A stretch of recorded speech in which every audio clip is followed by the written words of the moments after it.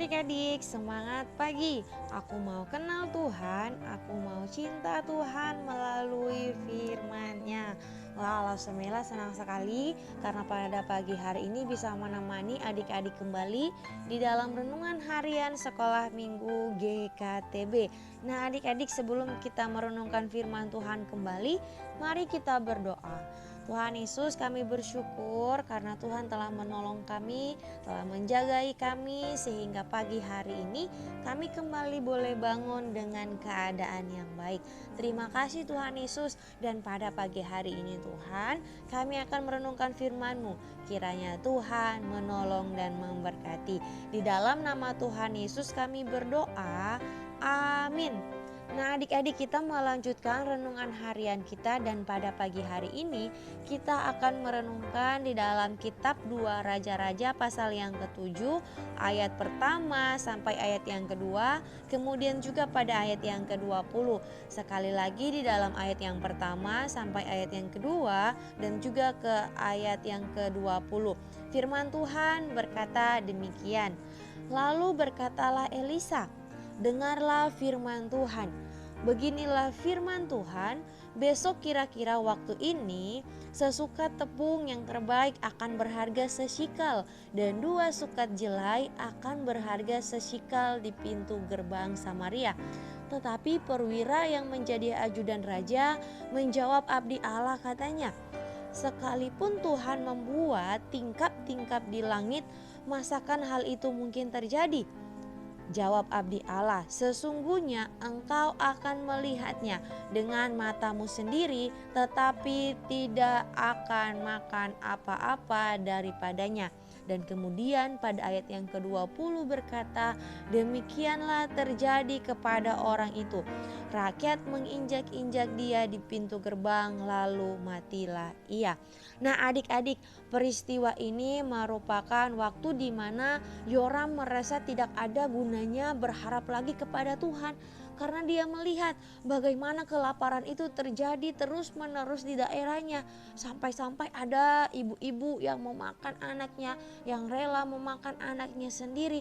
Tetapi ketika Elisa berada di dekat Raja Yoram, Elisa berkata bahwa besok pada waktu yang sama Tuhan akan membuat harga-harga yang tadinya begitu mahal.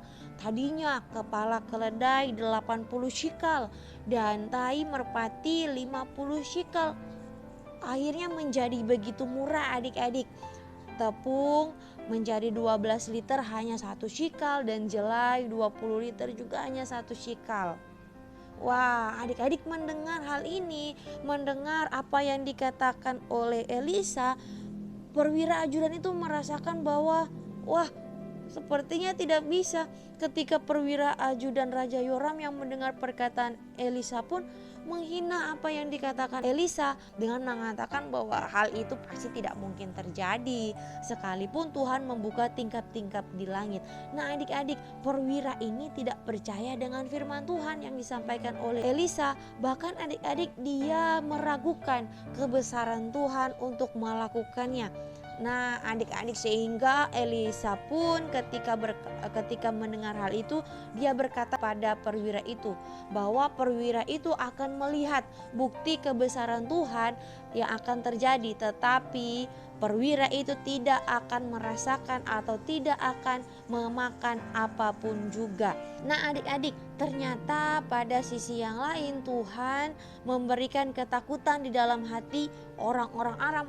Tuhan memberikan bunyi-bunyi kereta kuda dan tentara yang besar untuk didengar oleh orang-orang Aram. Mendengar beratnya langkah itu membuat mereka tahu bahwa ada pasukan yang sangat besar mendekat ke pasukan mereka yang berusaha untuk menyerang mereka. Nah, adik-adik, bunyi-bunyi itu yang sebenarnya berasal dari Tuhan, begitu besar, dan ketika mereka mendengar bunyi-bunyi ini, segera mereka ketakutan dan lari begitu saja. Mereka lari meninggalkan semua harta dan persediaan makanan mereka yang berlimpah-limpah itu, adik-adik. Nah, ada 4 orang kusta yang ada di luar pintu gerbang Samaria. Mereka melihat keadaan waktu itu yang tidak ada makanan dan kelaparan menimpa dengan begitu hebatnya. Akhirnya adik-adik mereka memutuskan untuk masuk ke perkemahan tentara Aram. Mereka berpikir ya sudahlah, kalau tentara Aram ini tidak menyukai mereka dan membunuh mereka ya tidak apa-apa. Karena kalaupun juga mereka tinggal di dalam kota maka mereka pun akan mati dengan kelaparan. Nah adik-adik akhirnya mereka pergi ke perkemahan tentara Aram dan akhirnya mereka mendapati tempat itu kosong adik-adik. Tidak ada penghuninya, tidak ada orang-orang di dalamnya. Karena apa? Karena sebelumnya Tuhan sudah memberikan ketakutan kepada mereka dan membuat mereka lari meninggalkan tempat perkemahan mereka. Dan akhirnya adik-adik 4 orang kusta ini mendapati bahwa di situ tidak ada orang dan begitu banyak makanan. Dan berita ini pun diberitahukan kepada raja. Awalnya adik-adik raja ragu karena berpikir bahwa itu hanyalah suatu jebakan bahwa orang Aram akan mengepung mereka di saat mengambil makanan itu. Tetapi setelah melakukan pengamatan akhirnya penduduk kota itu dan raja keluar untuk mengambil makanan tentara Aram itu. Wah adik-adik akhirnya setelah itu seluruh bahan makanan orang Aram dikumpulkan dan dijual di pintu gerbang Israel. Karena begitu banyaknya persediaan makanan orang Aram sehingga tepung yang terbaik dijual hanya 1 shikal untuk 12 liter sesuai dengan nubuat Elisa. Nah adik-adik semua yang dikatakan Elisa itu terjadi.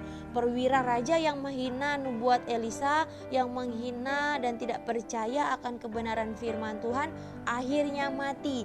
Diinjak-injak rakyat Samaria di pintu gerbang ketika rakyat itu berebutan keluar Samaria untuk menjara atau untuk mengambil makanan orang Aram itu. Nah inilah adik-adik akibat dari ketidakpercayaan perwira raja serta keraguan atas kuasa Tuhan. Akhirnya dia mati diinjak-injak oleh orang. Nah adik-adik melalui kisah ini kita belajar nih adik-adik untuk percaya tanpa ragu dengan kebenaran firman Tuhan. Kalau dulu tuh firman Tuhan, kehendak Tuhan disampaikan melalui Elisa, tetapi sekarang kita bisa mengetahuinya di dalam Alkitab. Di dalam Alkitab kalau Tuhan berjanji akan memelihara kita, maka percayalah bahwa kita tidak akan pernah kelaparan adik-adik. Ketika Tuhan berjanji bahwa Tuhan akan selalu menyertai kita, maka percayalah bahwa kita tidak akan pernah sendirian. Ketika Tuhan berjanji bahwa akan memberikan masa depan yang terbaik bagi kita, maka percayalah bahwa kita akan menerimanya. Semua yang Tuhan janjikan di dalam Alkitab pasti akan digenapi di dalam kehidupan kita. Percayalah dan jangan ragu akan kebesaran Tuhan adik-adik, karena Ia adalah Allah yang Maha Kuasa yang mampu melakukan semua yang telah dijanjikannya kepada orang-orang yang percaya kepadanya. Untuk itu adik-adik jadilah anak-anak Tuhan yang sungguh-sungguh percaya akan Tuhan. Amin. Untuk kebenaran firman Tuhan mari kita berdoa. Tuhan Yesus, kami bersyukur untuk firman Tuhan di pagi hari ini. Ajarkan kami untuk percaya kepada Tuhan dan tidak ragu akan kebesaran Tuhan. Di dalam nama Tuhan Yesus kami berdoa. Amin. Nah adik-adik demikianlah renungan kita pada pagi hari ini. Kiranya Tuhan memberkati kita semua. Sampai jumpa pada renungan selanjutnya. Bye-bye adik-adik.